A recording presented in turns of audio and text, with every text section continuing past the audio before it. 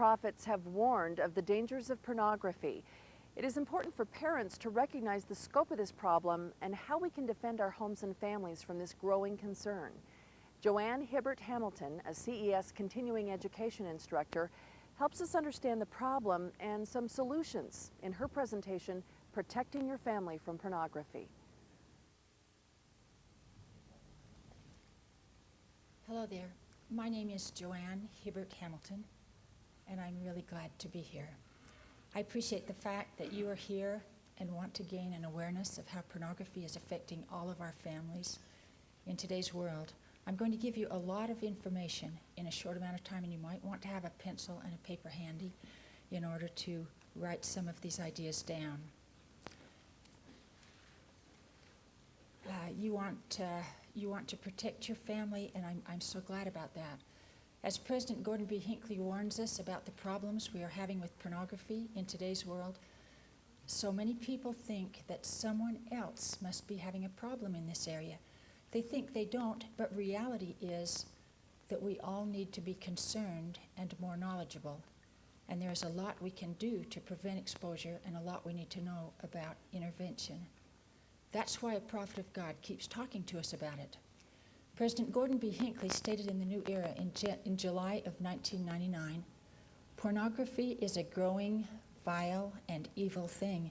It is on our motion picture screens. It comes into the homes of the people on television receivers.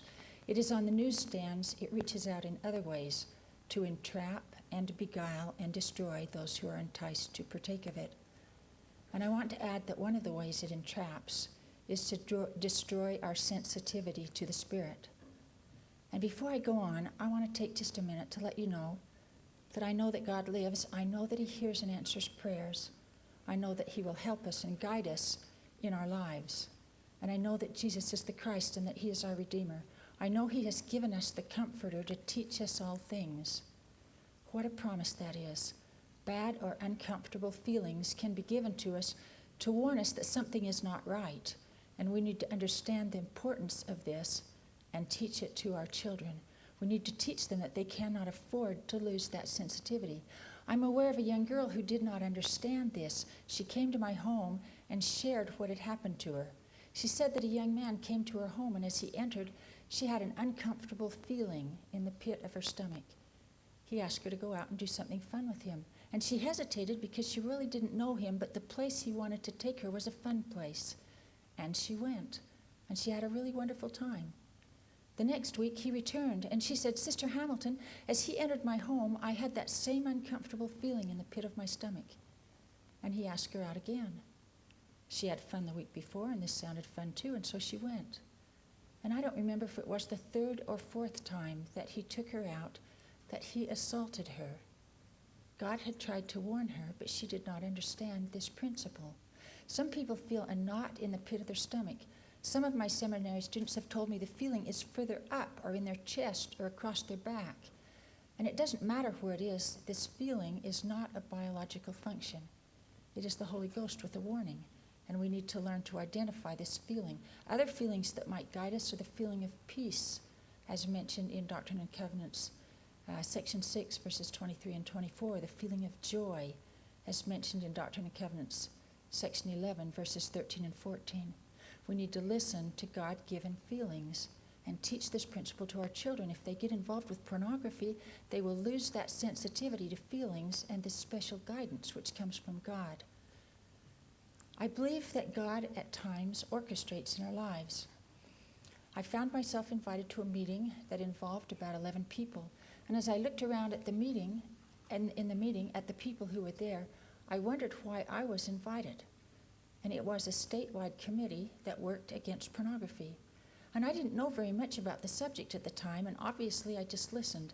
And at the end of the meeting, someone mentioned that they would like a person to go to a convention in the Cincinnati area, and nobody could go. I had already planned to visit my son in Columbus, Ohio in April. The convention was in April in the Cincinnati area, just 2 hours away from Columbus. I was going to be in the area anyway, so I said, "Gee, I'll go." I know now that God wanted me to be there. When I went to the conference, which was held in Fort Mitchell, Kentucky in April of 2000, I found that this was the first time ever that all of the organizations that fight pornography from all over the United States had gotten together, and they had wanted representatives from every state. They actually had 22 states represented, and I found I, along with a student from Utah State University, was representing Utah. I came home with a file box full of materials and a lot of answers as far as the pornography problem is concerned. But I came home scared about what was happening. In the June 1971 Ensign, President Marion G. Romney said, "I am persuaded that if we are to conquer Satan and escape the hands of the servants of Satan that do uphold his work, we must understand and recognize the situation as it is." Let me share with you what I came to find out is the problem. What I learned is that there is an intentional onslaught by sellers of pornography to get money. I was surprised at how direct this is. I learned that they have a monthly magazine that encourages sales. I have a copy of one page of this magazine, and in it there's a discussion about how they can get the sexual addict more addicted, so he buys from them on a weekly rather than a monthly basis. This really shocked me. Also in January of 2000, this same magazine announced that they had 17,500,000 hits from homes to pornography sites in a month. The reason they were so happy is because that was 40% increase over 4 months before. A 40% increase over 4 months concerns me. I might comment that it used to be that it took time for someone to become a sexual addict. A man might sneak out to a pornography shop occasionally. Pornography always escalates. People who are involved want to see more and more explicit things. Nevertheless, it would take a number of years for most people to actually become addicted. But now, because of the internet, with the click of a mouse in the middle of the night, pornography can easily escalate and addiction comes quickly, and women are also involved. Dr. Rick Hawks, a psychologist, said that internet exposure has such a strong impact on young people that a single exposure could possibly create sexual addiction. It takes 2 weeks for others, and addiction is common in just 3 months.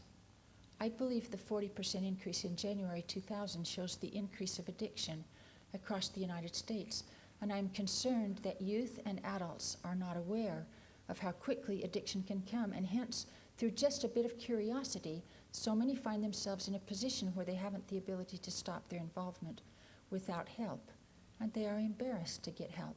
Others don't realize they're actually addicted because they haven't tried to stop. I received a telephone call from a young wife, and she said, "My husband is addicted to pornography." And she said, "You know, Sister Hamilton, he didn't mean to have it happen. He was just curious, and it happened so quickly." Sellers of pornography hold conferences at least twice a year to increase sales. There was a conference held in 1978, according to John Harmer, an attorney who has worked against the pornography industry for 36 years. The sellers and producers of pornography, the editors of slick magazines, and the media people met together, and they set a goal so they could get more money. They brought in special consultants to advise them. They decided they would make more money if they targeted women, and they knew they could make more money if they could get pornography into homes. And that's what has happened because of the accessibility of the internet, as well as the cooperation of the media and the slick magazine people. Those of us who are older have watched good magazines become sexually explicit in their articles and pictures. Sellers of pornography actually hire psychologists to help them find teasers that will lure our youth into the world of pornography on the internet. Accidental exposure to internet pornography is planned. Sellers of pornography know that if they can expose our teenagers and our children and even accidentally expose adults, they will get a higher rate of addiction, and therefore they will make more money. Sellers of pornography determine what words children will use as they search internet sites, and then make it so that if the child misspells that word, he will get pornography. And then they link those pornography advertisements so that when a child, teen, or adult gets one, he cannot exit until he sees 6 or 8 advertisements. I want to give you an example of this. Many of you may have had the same experience. 2 little boys in the 3rd grade were told to do a report together at school, and one little boy watched over the shoulder of the other as they searched for a word, and the computer pulled up in school hardcore pornography. Both little boys knew the picture was bad. The little boy at the computer tried to exit out. The computer wouldn't allow him to do so. He and his friend saw 10 minutes of hardcore pornography. They felt guilt as a result of the experience. No one knew, and they told no one at the time. I had given a talk in a stake relief society on the Saturday morning before this happened. As a result, the mother of this little boy had a family home evening about pornography, as it turned out, on the day the incident happened at school. At the end of the family home evening, the little boy said, "Mom, I guess I'd better tell you what happened in school today." Had she not done that family home evening, the chances are that she would never have known, and therefore there would have been no intervention. 60% of children or youth who accidentally see pornography do not tell their parents. This statistic comes from an organization called Enough is Enough. A lady in my ward was upset because she accidentally pulled up pornography on her internet when she misspelled one letter of a genealogy site. Not only that, she inadvertently sent it to someone else. It was a terrible experience for her because she too could not exit out of the site.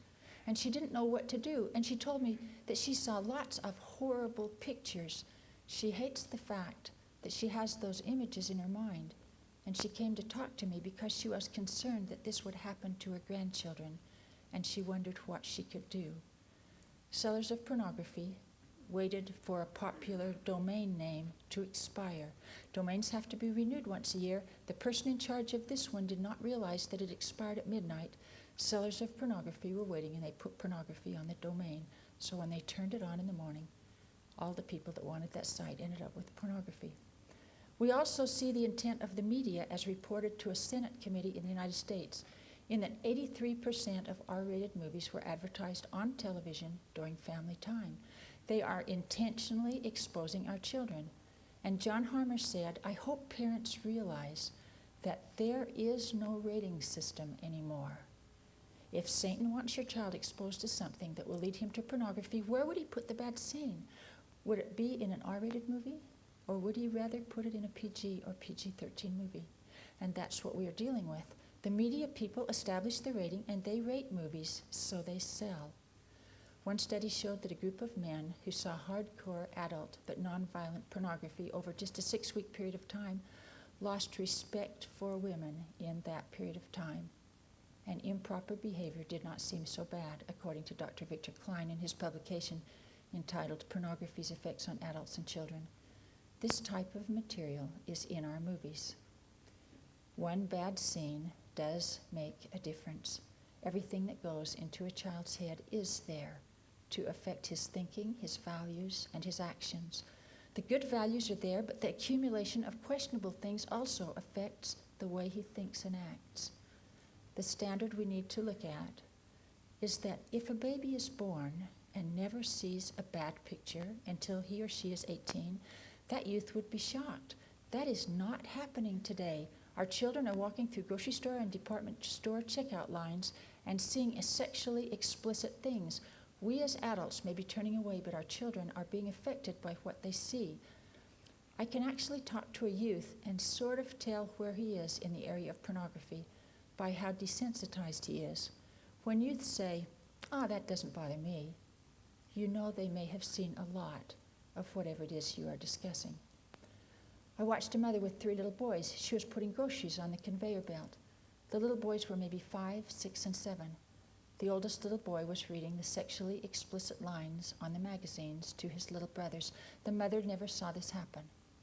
Little boys or girls feel guilt, and so they never say, "Mommy, I'm having strange and funny feelings." These are feelings no child should ever have to deal with. Children are not emotionally prepared to make sense of the pornography they may see.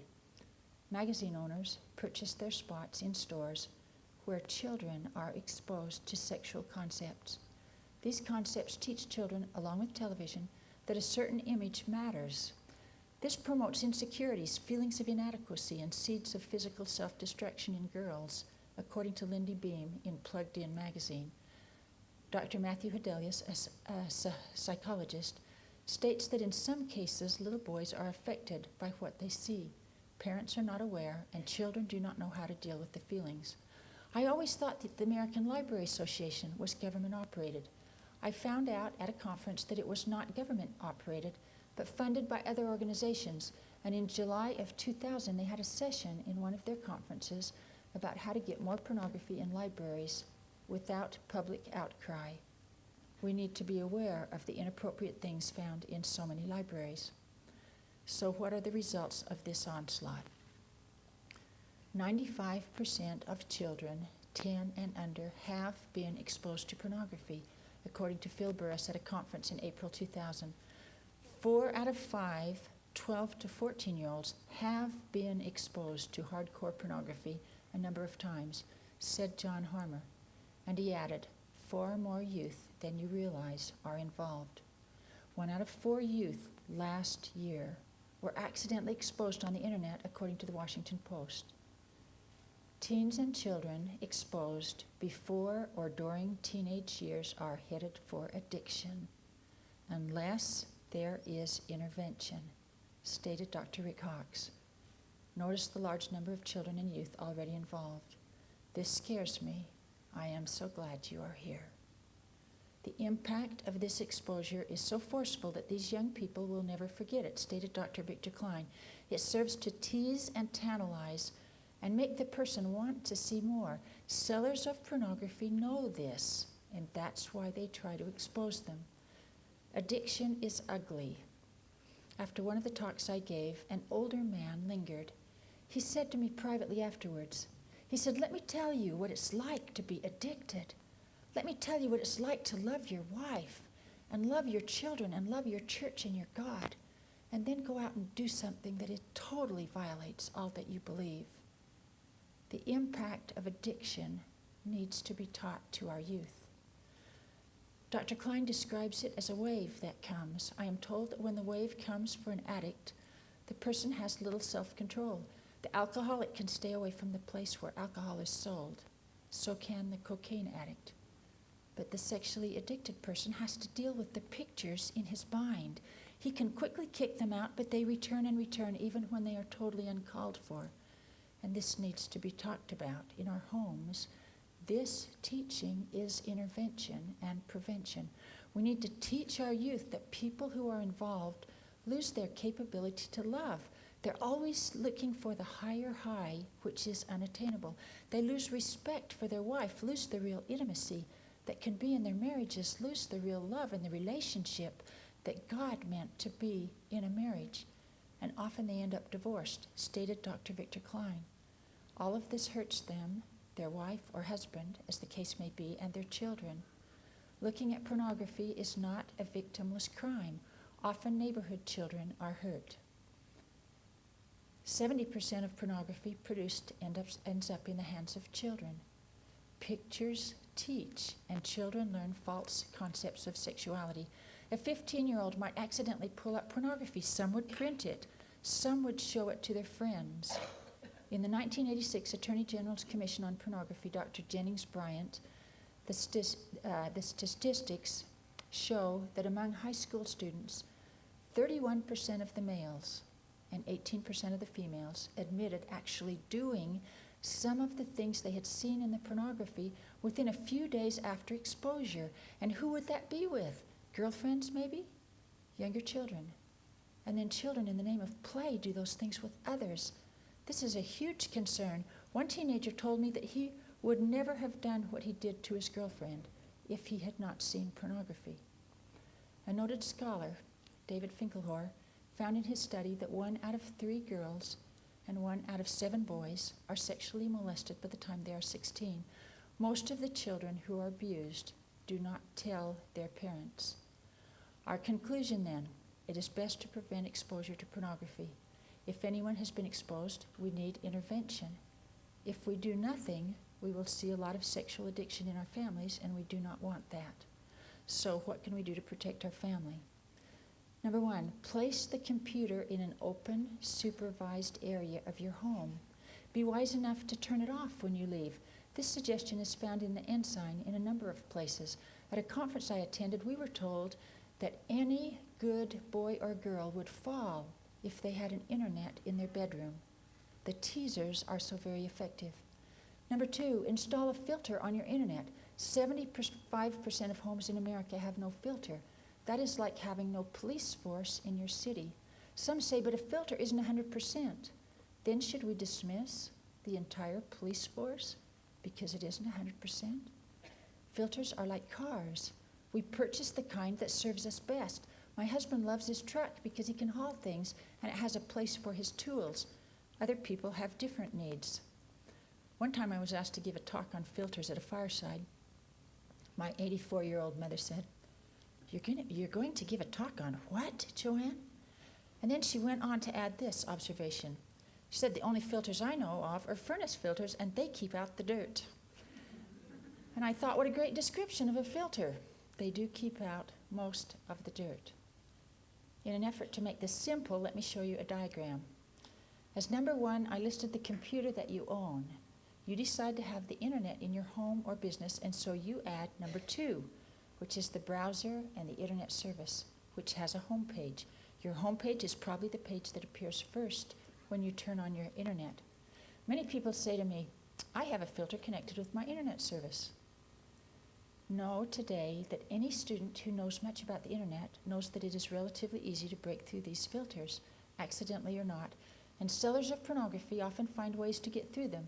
At a national conference, everyone recommended that every family install a good software filter on their personal computer in addition to their internet service filter. On the second diagram, I will show you one type of a filter. The large arch represents the internet. The small arch represents the white filter. A white filter, which is also sometimes called a sandbox or a bubble or a closed filter, is one where accessibility is only to sites that have been checked by someone. Many people do not like white filters because without disconnecting it, they can only receive the selected sites. There is one white filter that I am aware of, where if your youth is doing a report, for example, on breast cancer, and it's not on the approved list, a little icon appears on the screen that tells the user that someone is checking that site. This diagram represents that person. And then in 30 seconds or less, the site is checked. If it's a clean site, the icon will change and say, you can click and get that site. If it's not, it remains blocked. This filter includes a history that parents can review daily to see what sites have been pulled up. Yes, it takes more time as a child waits for the site to be approved. Parents can easily disconnect the filter to do their work more rapidly and then again reconnect the filter. Adults who have been accidentally exposed to internet pornography tell me it is worth it to wait. A white filter is especially good for children. I personally think we ought to have that kind in our schools. No filter is 100%. That is why you must supervise no matter what filter you have. You must supervise the use of your computer. One lady I talked to unplugged the computer cord and just took it with her when she left home. On diagram number 3, I will illustrate a black filter. The large arch represents the internet. The second arch is not as large as the internet.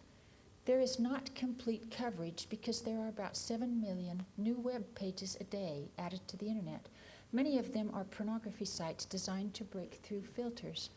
I was trying to illustrate with this diagram that a black filter stops a lot of the pornography, but it does not stop everything objectionable. A reputable magazine evaluated a number of black filters and found that they let 20% of objectionable material through. However, 80% was stopped. Critics of the magazine say they did not test the best filters. Frankly, I really don't know. But 80% protection is still better than leaving your computer with no filter. Computers with internet service filters still require parental supervision. Once a child, teen, or adult has been exposed to inappropriate material, they have to deal with the effects of this exposure. A black filter might use a bad word list. It might limit access to specific websites, and it might include live reviewers who classify pages. Some filters allow you some choice about what is filtered, and some also screen for pictures. A wonderful option is the one that emails you when an objectionable site is pulled up. Still others combine a number of these features. Since filters restrict access, many teens or parents find them inconvenient. I think if we weigh the inconvenience against the probability of a negative exposure, we will choose to have a filter. Many families have been surprised when they found they had a problem. The only thing worse than finding that you have a problem is not finding it. Without intervention, addiction comes quickly. Anyone knowledgeable recommends that you obtain a filter. Susan Malem, Vice President of Consumer Data, reports at the 2000 Technical Shootout at Internet Safety Solutions, April 13th, 2000, said that only 25% of families have any type of blocking. 89% of youth think that installing blocking software is okay. She also said that 75% of parents think they have discussed internet rules, but only 39% of teens say they actually have any rules. Know that you need to check every disc that comes into your home. A disc can bring pornography in. Possibly a teen in your neighborhood might give your son a disc and say, hey, there's some really neat things on this disc. I'm going to let you take this home and see. And then your trusting child puts it in your computer and has his first experience with pornography, and the pornography is in your computer. Again, usually children and teens don't tell, so parents are not aware of this possibility. Teachers also need to be aware of this possibility at school. By the way, 58% of those who are addicted to pornography have college degrees and graduate degrees. This information came from the National Coalition for the Protection of Children and Families. Know that putting a free disk with free hours of internet access on your computer means the computer now has no filter. You can set up your computer so that this can't happen, but most of us don't know how to do this. Okay, this is an important one. It's important for children and adults. Teach children to, quote, crash and tell, end quote, if they accidentally pull up pornography. Crash means to turn off the computer immediately. Then rather than seeing 10 minutes of hardcore pornography, the person only sees an instant of it. Children need to be taught that they will feel guilt, but it is important to tell. Unless this is specifically taught, most children and teens will not do this. Monitor movies. Our personal standards should be clear. The first presidency put out the pamphlet called For the Strength of Youth. In it we teach our youth what is appropriate dress, what speech is appropriate, and what is wholesome entertainment. It is clear that anything that is vulgar, immoral, inappropriate, suggestive, or pornographic in any way should be avoided. We need to ask ourselves if we are listening and following a prophet of God.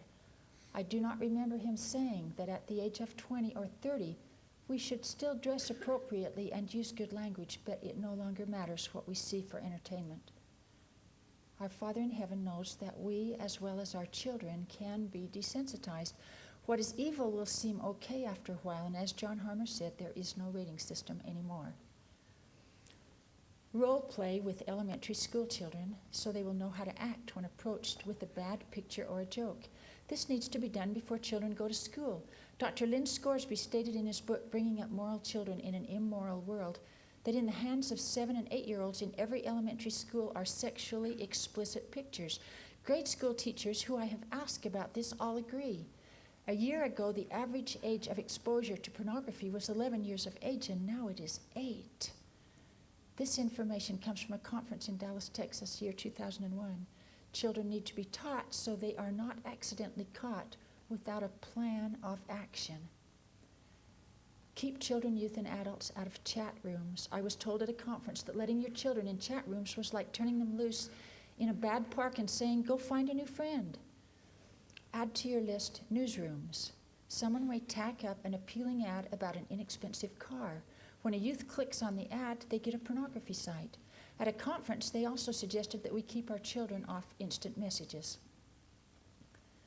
Learn enough about your computer so you can check sites that have been visited, check your history or cache, etc., to see what has been accessed on your computer. Know that girls as well as guys are getting into pornography. One mother checked on her daughter after hearing a talk on this subject and was really surprised to find that her computer was full of pornography. But as I stated before, bad as it is to find out that you have this kind of a problem, it is better to know than to let it go unchecked.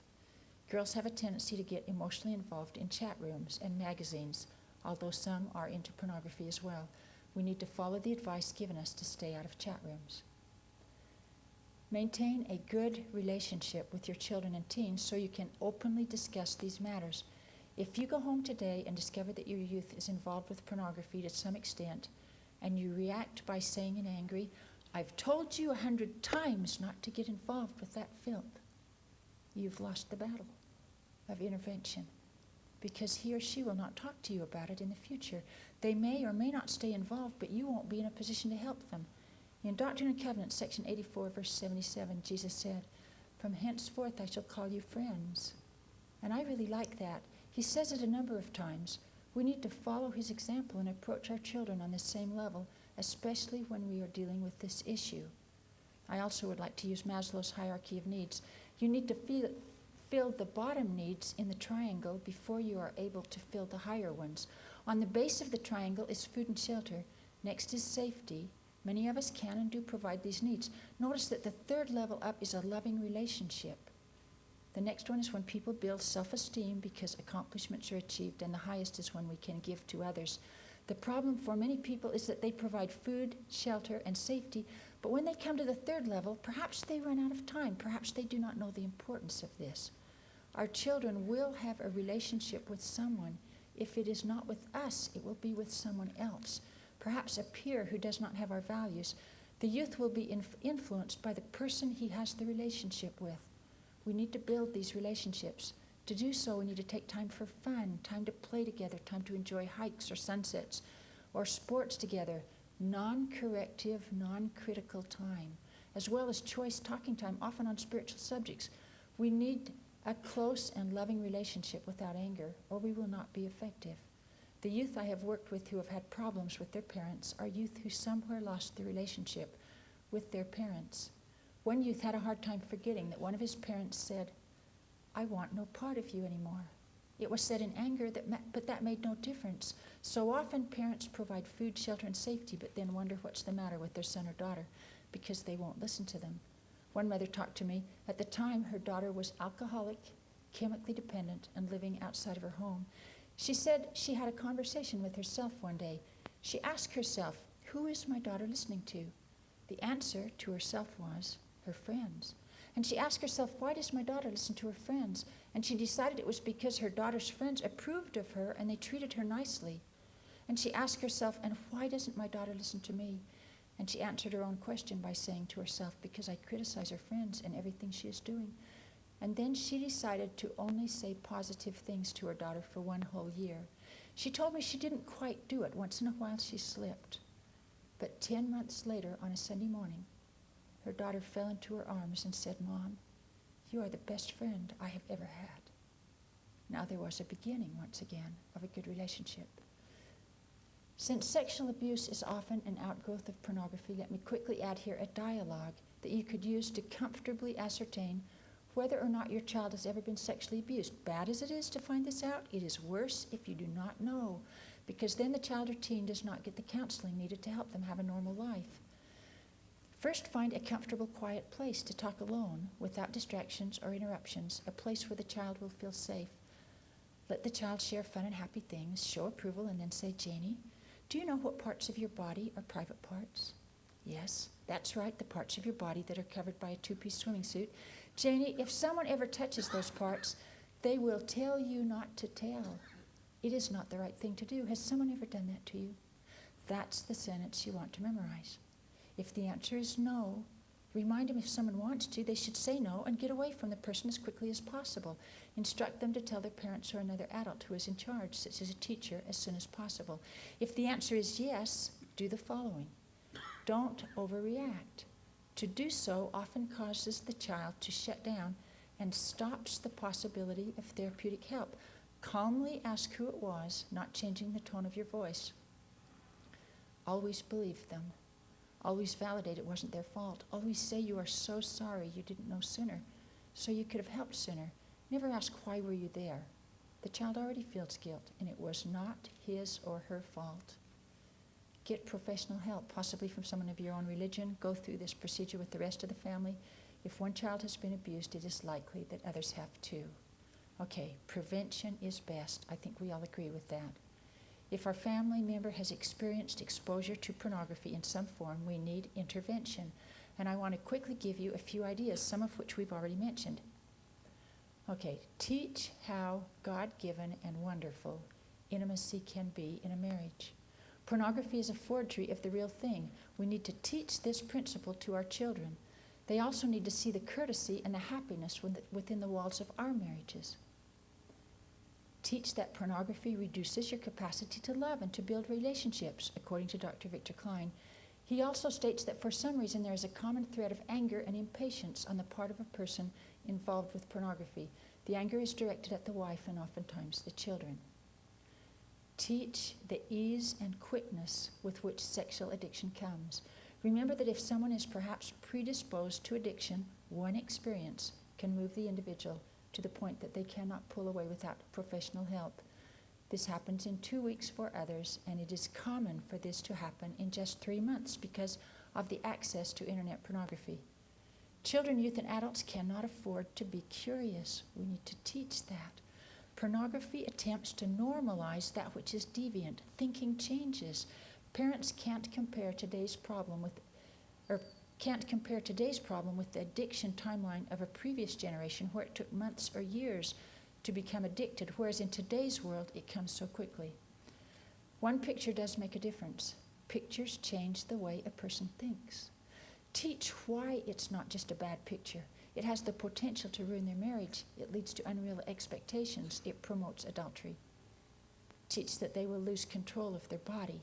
To have urges that are so strong that a person goes against their values is a terrible experience.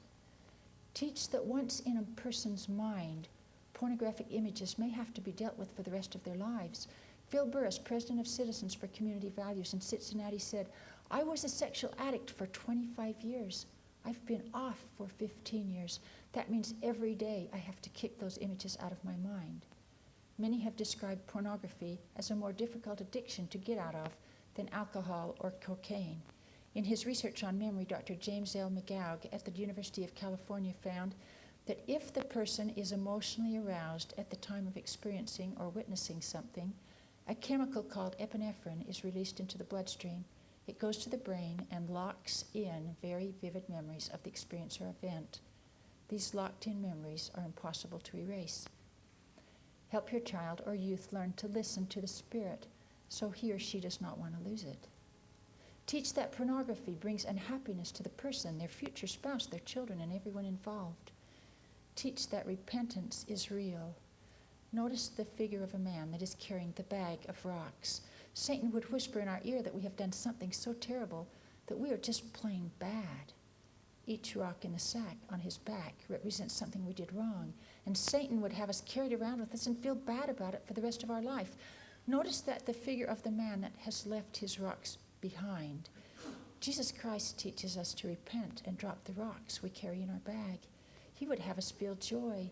As stated in 2 Nephi chapter 2, verse 25, wherever we are with this problem, the message of Jesus Christ is that, difficult as this is, there is a way out. I like Moroni 7, verse 8, where Jesus Christ says, "But as oft as they repented and sought forgiveness with real intent, they were forgiven." Combine this with Doctrine and Covenants, section 58, verse 42. "Behold, he who has repented of his sins, the same is forgiven, and I, the Lord, remember them no more." And youth have asked me, "But Sister Hamilton, I have not gotten involved anymore. I have gone to the bishop. I have truly had a change of heart, and I am no longer involved, but those pictures still reoccur in my mind." This is true. As with Phil Burris, this person needs to understand that these pictures will reoccur in his mind. His responsibility is to kick them out immediately and not entertain them. Repentance has taken place, but vigilance is needed. Elder Boyd K. Packer reminds us that our minds can only entertain one thought at a time. The key is quickly replacing bad thoughts with good ones. Discuss scriptures like these. 2 Nephi 28, verse 20 says this about our day: "Behold, at that day shall he, Satan, rage in the hearts of the children of men, and stir them up to anger against that which is good." We see people angry about prayer in our schools and our sports events, angry when we want to acknowledge the existence of God, angry about displaying the 10 Commandments, angry about what constitutes a traditional family. We are surely living at that time. And in the next verse, verse 21, Nephi goes on to say, "And others will he pacify and lull them away into carnal security, that they will say, all is well in Zion. Yea, Zion prospereth, all is well. and thus the devil cheateth their souls and leadeth them away carefully down to where he is. We prosper at a level the world has never seen, and so many think all is well at a time when the world is changing to a sexualized society that is in reality desensitizing us. Several verses later, in 2 Nephi 28, verse 24, Nephi leaves us with a warning. Woe be unto him that is at ease in Zion. We cannot forget about this issue and think that our family will automatically be okay. It will take effort on our part to teach and protect our family. In a minute, I will make some comments about what we can do to affect our community in a positive way. We can indeed make a difference. 2 Corinthians chapter 6, verse 17 is also good to use. It is simple and easy to understand. The Apostle Paul says, Be ye separate, saith the Lord, and touch not the unclean thing. And 2 Corinthians chapter 5, verse 10 states, For we must all appear before the judgment seat of Christ, that every one may receive the things done in his body according to that he hath done, whether it be good or bad. You might explain to your children 3 Nephi chapter 27, verse 11, But if it be not built upon my gospel, and is built upon the works of men, or upon the works of the devil, verily I say unto you, they have joy in their works for a season, and by the end cometh, and they are hewn down and cast into the fire, from whence there is no return. Adults need to explain to youth that sometimes others who are, for example, using marijuana, seem to be having fun. In actuality, their fun will end in a short time as they find that their minds are not so clear, as they so often move into other drugs and eventually get caught in an addiction. And then the parallel needs to be made with pornography. It's not, quote, just a bad picture, end quote. It will tease and tantalize and encourage more. It may seem manly or the in thing to be involved in at the time, but ultimately they will lose their freedom and many will succumb to sexual addiction. There is a poem that I like that perhaps you could use. It is called The Test, and it is by Edgar A. Guest. I took 2 lines off his poem and added 4 of my own at the end. The Test. God did not test him in the open space where men could see, but in the quiet of a secret place alone was he, and watching there was neither friend nor foe of whom to be afraid, none other but himself on earth to know the choice he made. If ever it were safe to sin, 'twas then. But tempted so, he said, Though I deceive my fellow men, I still shall know. I still shall have to face myself each day, though none may know but God who loves me and says, Let go, my son, let go. I will carry all you've done. Return to me, my son.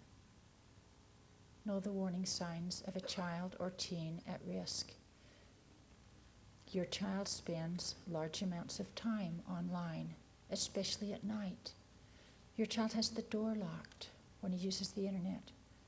Your child turns the computer monitor off quickly or changes the screen on the monitor when you come into the room. You will notice your child changes his tolerance level of what is bad and what is appropriate. You find pornography on your child's computer. Your child lies about his computer use. You receive a high phone bill with strange numbers. You find inappropriate pictures or you notice inappropriate behavior. You find all the sites erased on the history. Your child receives phone calls from people you don't know. Your child receives mail, gifts, or packages from someone you do not know. Your child becomes withdrawn from the family. Your child is using an online account belonging to someone else. This is so important. Whoever you are working with, give him hope. People or youth can get in control again. It is one of Satan's lies that you cannot. It is difficult, but it is possible. Dr. Alan Rowe, psychologist, stated, a lot of people have success in pulling out of this problem. In the February Ensign 2000, the article entitled Breaking the Chains of Pornography includes a wonderful testimony of how someone did just that. Experts say that it takes 4 elements working together to beat this addiction. Number 1, a bishop who understands. Number 2, activating the atonement. You might look in the Bible dictionary under the word grace for an explanation about the strength the Savior would offer. Number 3, a counselor who has experience and training in working with sexual addiction. And number 4, a support group or person.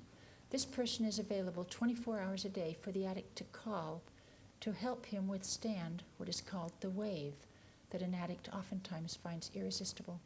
People who have worked through the problem make the best support person because they really understand it. Many people cannot quit for a sustained amount of time with just sheer willpower. A youth said to me, "When the wave comes, I wake up in the middle of the night. I run to the computer. I say, I will not do this." Wisely, he had placed the phone there near the computer. He grabbed it and called his support person. With the help of the support person, he resisted the wave. He is on his way to getting into control. A young wife called. She said, "My husband has a problem, and so does his brother, and his other brother, and my brother-in-law, and some people down the street, but we're going to beat it. And I really believe that they will." We have a basic understanding now as to what the problem is. We know what we need to do in our homes and what we need to teach our children. Know that once your child is protected in your home, he is not protected in his community. We need to tell our friends and neighbors about the importance of filters. We need to share the information being taught today with them.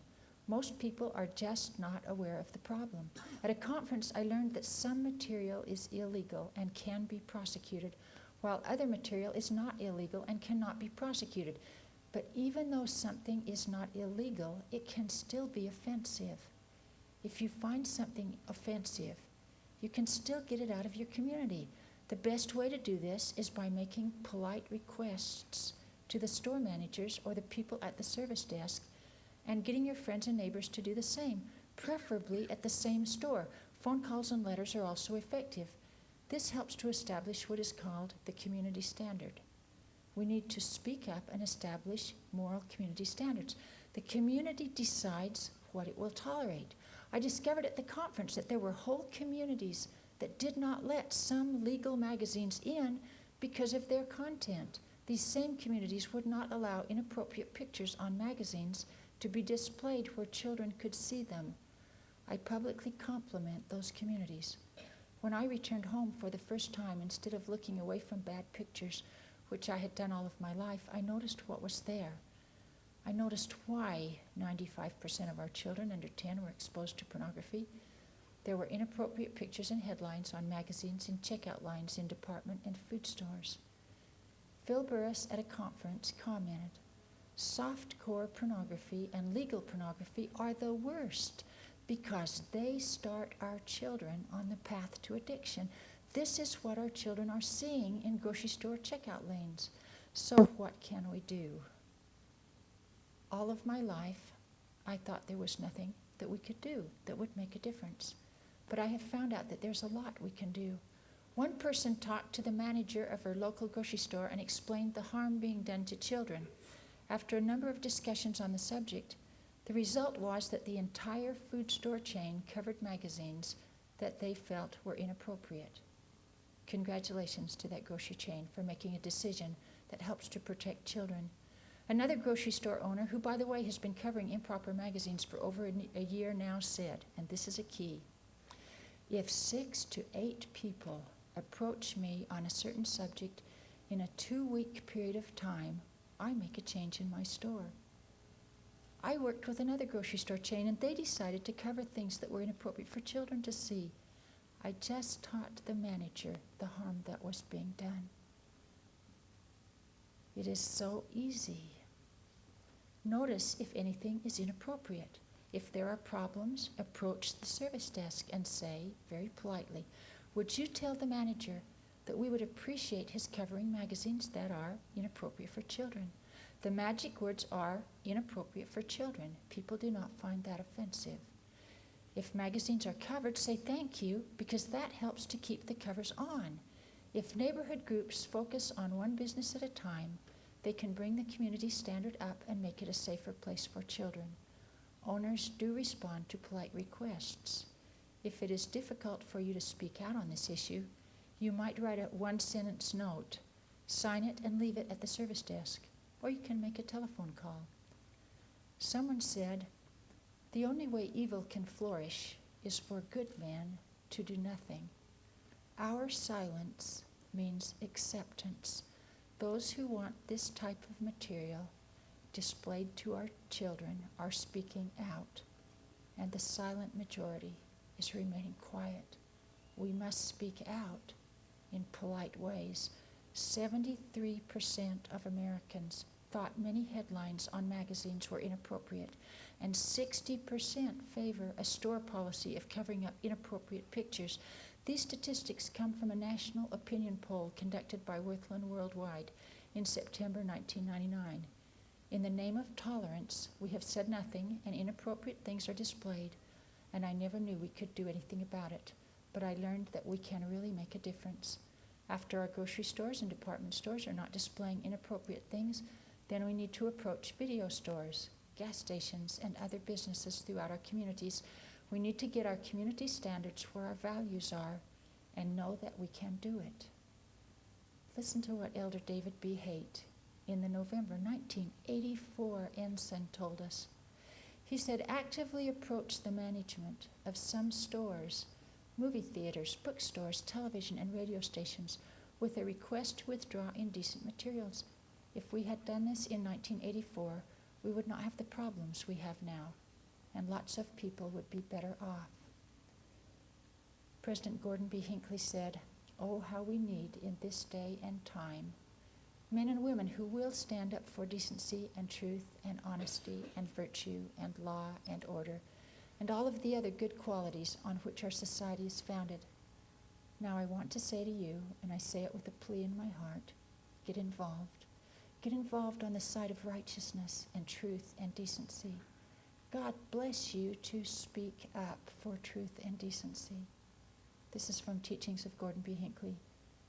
Can anything be more clear? In conclusion, may each person who has a problem put forth the effort to utilize the wonderful gift of repentance and activate the atonement with the help of a loving, understanding bishop and a competent counselor and a support person. May families do what they need to do to prevent pornography exposure. Every family needs a filter over and above their server. I love the ones that report back to parents. I love the white filter that also has a person that makes it possible for you to have access to the whole internet, and the safety of the contained filter. On that filter you can also check to see where your children have been. We need to do that on a daily basis. And then instead of just thinking you know where the family is on this issue, you will know. May families then use careful, prayerful intervention for those who are already exposed. God has confidence in the parents of this church. He allowed you to be born at this time, and He has confidence in the fact that you can deal with this problem. God is faithful, who will not suffer you to be tempted above that ye are able, but will with the temptation also make a way to escape, that ye may be able to bear it. Will it be easy? No, but it can be done. God has confidence in the youth to refrain from involvement in pornography, and we need to tell them that. And He has confidence in those who are involved that they will get the help they need from their bishops and other support if it is needed. People with this problem so often do not know there is a way out, so they only run from it. May we remember that the temple of God is holy, which temple ye are, said the Apostle Paul to the Corinthians in 1 Corinthians chapter 3, verse 17. May we all listen to the Spirit and a prophet of God who would help us in our journey toward attaining the celestial kingdom is my prayer this day. And I say this in the name of Jesus Christ. Amen. Thank you.